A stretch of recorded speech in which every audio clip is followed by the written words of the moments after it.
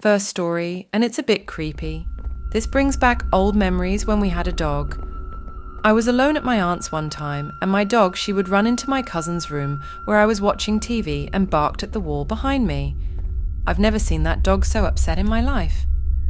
At first I laughed it off, but when the channel started changing quickly and the TV turned off by itself, I nearly wet myself. I ran outside with the dog and waited for my family to return so I could go back in.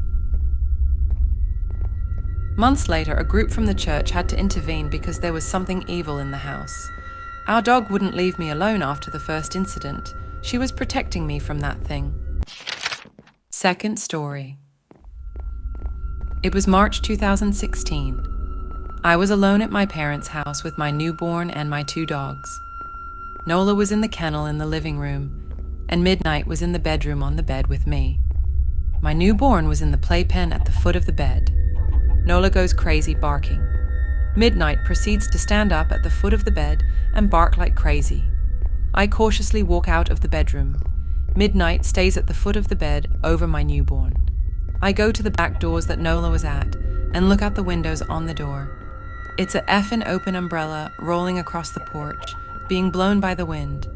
I guess at least I knew if there was an intruder that Nola was gonna bite their ankles, and Midnight was going to protect my child with everything he had. Before starting the third story, please follow or subscribe us if you like our stories.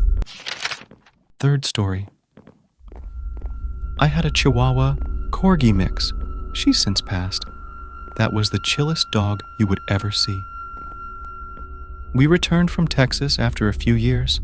Our house was vacant but watched, and her entire demeanor changed overnight. She wasn't allowed in our bedroom, but she would stand in the doorway just barking. After about a week and a half of this, I decided to try and see what in the world she was constantly barking about.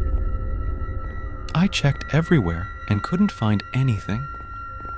I finally stood behind her to see exactly where she was directing her barking to.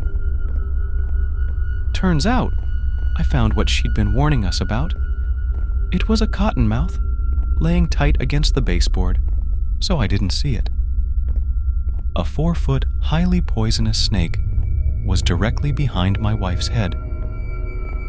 I was able to get rid of the snake before she found out, and I'll probably tell her on my deathbed and not before.